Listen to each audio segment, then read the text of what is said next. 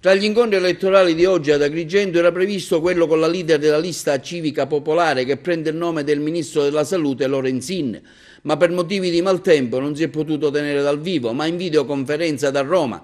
Al tavolo della presidenza il senatore Marinello, che ha aderito alla nuova formazione, anche il candidato del centrosinistra Giuseppe Sodano. La Lorenzin ha tracciato un bilancio di questa campagna elettorale. Come va? Innanzitutto vi vorrei dire che ovunque riesco ad andare provo una grandissima simpatia e un'accoglienza veramente affettuosa per Civica Popolare.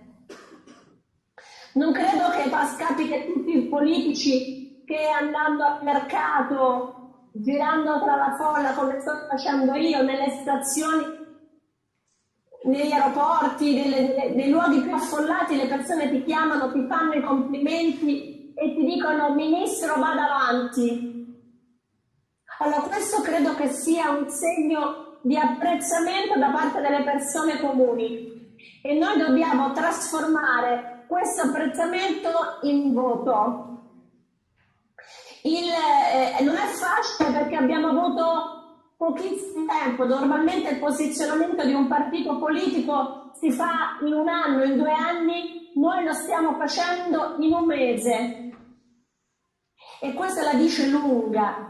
Però c'è uno spazio proprio per noi. In questo momento 10 milioni di persone non hanno ancora deciso cosa votare. Sono soprattutto giovani, giovanissimi tra i 18 e i 25 anni, ma anche quella fascia di età tra i 30 e i 40 anni di crisi ha sofferto più di altri. Perché la crisi è cominciata che molti di loro entravano nel mondo del lavoro, volevano sposarsi, volevano fare famiglia e le condizioni in cui abbiamo vissuto in questi 10 anni di recessione hanno reso molto difficile la vita di questa generazione.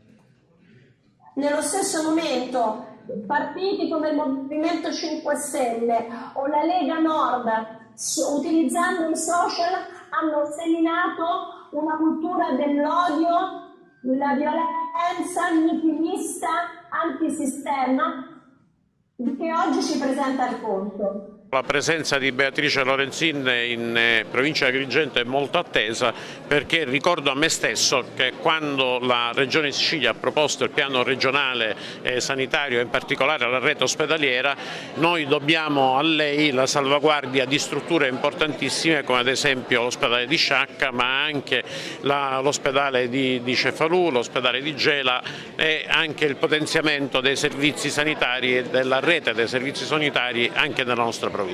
La lista civica popolare Lorenzin si aspetta di continuare ad essere forza portante di questo Paese e di questo Governo. Ci aspettiamo di superare il 3% sia alla Camera che al Senato, ci aspettiamo un grande risultato perché i moderati in Italia sono tanti e ascolteranno i nostri programmi e le nostre esigenze.